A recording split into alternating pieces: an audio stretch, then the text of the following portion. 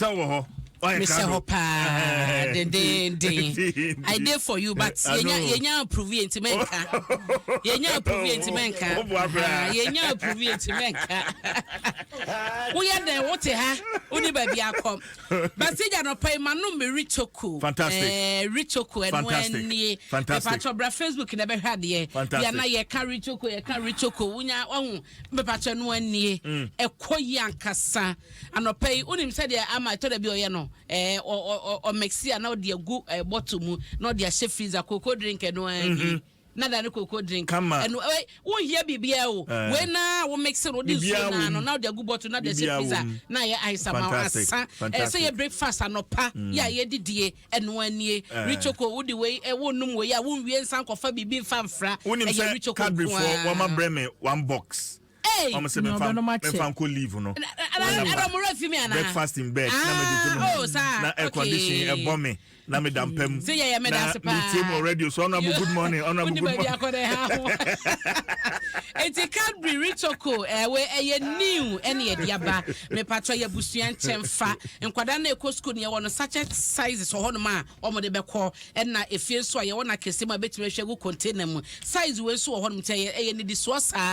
Ame fancy he ya naja adofo so enhwe. Ade ne wunya de papa na waka fama obi no so atade pa no. Me patro ya no de ne de eno na wate to masesam ne hunu say a difference e wo baabi e ye Richoco. Now no say ye creamier and a smoother. Me patro yenko da bokrata ne mu CJ na amane boy wa say no yemfa ntoato aso ma wa na me hyase e wo daily guide na omampani akufuado na ekese o say Alaji Dr. Mahmoud Baumia Obebrimu omampani dada John Dramani Mahama ebrimbi a chese atase kra ebeye no ne nyina eni se oso wo gide wo Dr. Baumia mu ese wono a wono omato obeye no ese wontu franka emfama MPP no 2024 general elections no wobesan so wagi 2 minutes dia ma MPP na historic breaking the 8 no wo ma disadwuma no e wo ho daily guide ebomu amane eno achi so Dr. Mahmoud Baumia asase a wo pone na ni so ni hu no wo e de magana ebro manfo ato abama ne seman pani no wo se obema na ni akum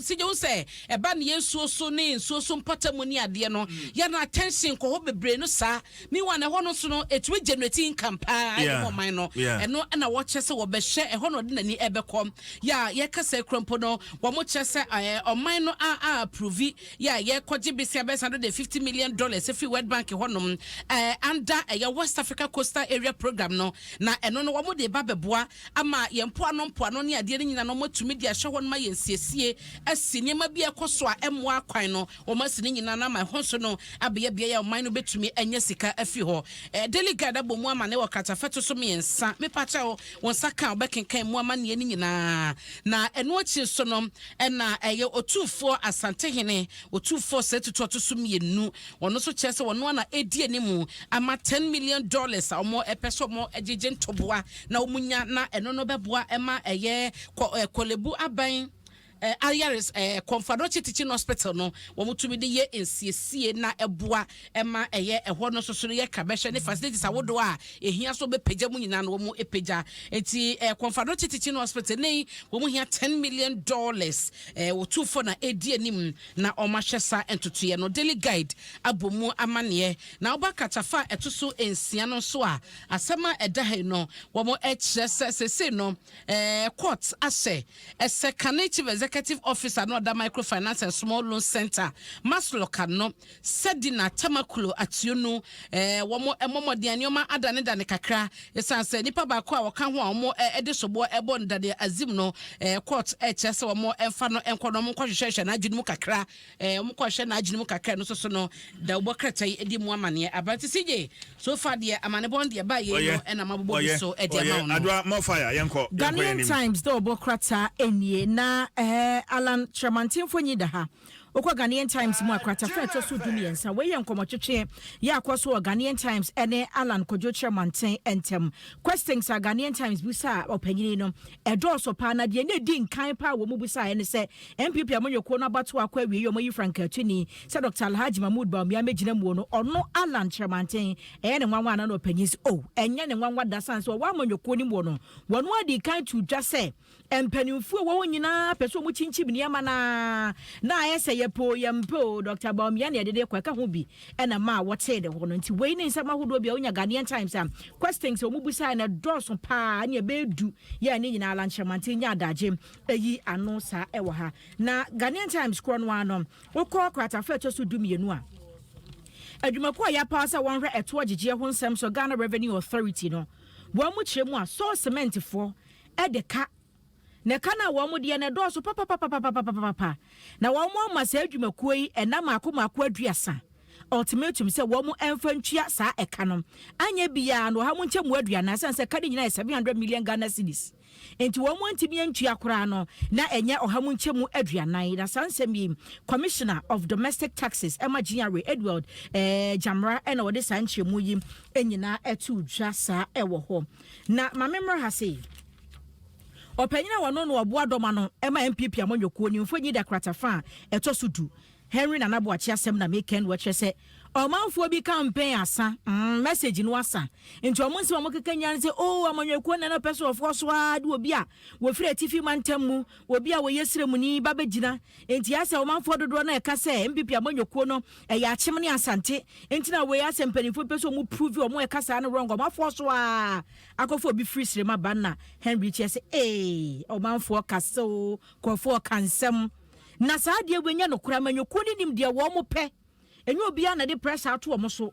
se chinchina achia wo mo nkoyi obi ya sabi o mo fi se wonya nkomu nyi no nti o mo agina ye na wo mo asi o mo nim se no na bebo amanyoko ne nti na ama abasa na mpaniampa delegate ni wo mo wa amanyoko ni nyina so nim se Dr. Bawumia na ebebo nti no mo to ema no no na aswafo mienu National Security Minister ene swafo ohwe apomde ho nsem so Health Minister wo mo fonyi da ha apomde ni opanyi kwakwaji my menu ena National Security opanyi Albert Kandapa na abeto dwasa wo so mo ba mrahye bedwafiem na wo mo ni mpanifo bedi nkomo be ye nkyerɛkyerɛmu bi na National Security Minister de no eye garu menteme ho ase asɔre ya so manfo bi gidi se omama kwan ama asrafo ne wo mo eboban de wo nsa keka nipa na afa ekura no so afo hwe apomde ho nsem so nsem obeyi na omrahye bedwam ni nyina afa renal unit ya wo kolebu ya wo mo a ewo kidney yade koda dialysis so abu nti wo mo atumu no na mrahye bedwam panimfo bi kyerɛ sɛ be yanka sam panimfo mienu wo mrahye bedwam na emuaye sefata no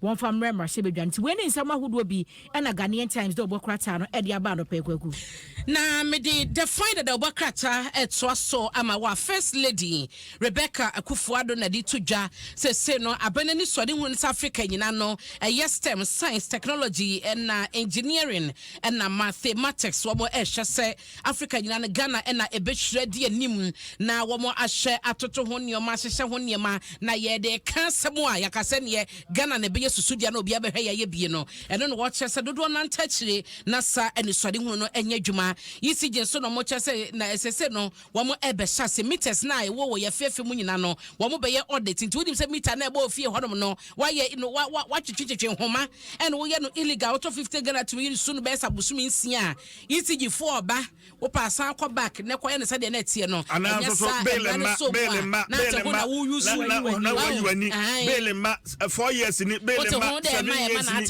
na una wo use yisi je fo oba omo be hyase enti no entwema no nyansa mesrewo me say illegal connection see the good system ni mu no and obi won so prepaid no obeto no pepepe na so no watching meter no to the extent say e was say e be say 100 Ghana na 15 cedis e was say be say 50 Ghana na 5 cedis chrono ni meter mo no bia ba wo fa won and ye bo egu omo so sa no ntino omo de fufuro bia no na we say omo chema obi a so na adum na woni say system ni mo sa kan ya na adum no ye ankaye no ebro mo ka so mo de prepaid meters e ba almost sa sechiche bi was some districts ne regions mo ni ade ekosi sen we have institutions public government institutions omo use kan ye use mo ntuaka ukoma no prepaid na wo use a esa obekoto aguso entino isigi for na kasa no mo adwuma ye eno eho asem da ha se tibe se wa kona kokko e show meter ne ho asem na ekoka eno so akwa bibia ho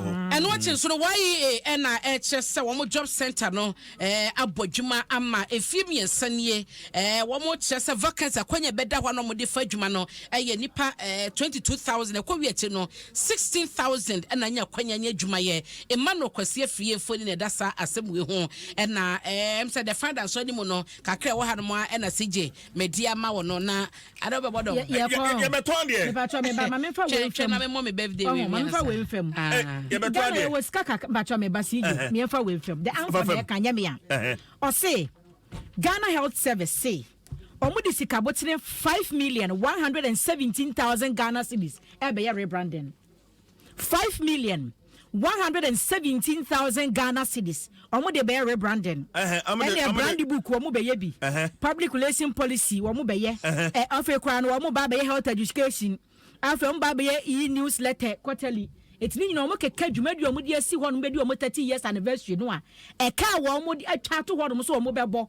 Omu be blow, was it blow with Ghana Health Service blowing over 5 million on rebranding. 5 million no ambulance na say no. Omu fancy. There be say rebranding nso hia. There be. Ye ni hiansa. Ya ni fata. Sir. 5 million. Emu be 2 million kra betimi say ambulance a ukwa so ma run about wa. Egu ho no. Egu ho. Na nko mo de train na ye. Yes. Train no kra 117,000 ka ho. So 3 million no omo famu 2 million enko renal center ho kwalebu unit. Baby a kidney for omo kwada dialysis. Nenka kanu 2 million. Omo mo de be rebranding. Ghana Health Service. Ya kasama o say rebranding. Oh, enyem na make the anko na eka. Okay. Omo de be rebranding. CJ. Oh. Yento ade. Bodon. Yento ade.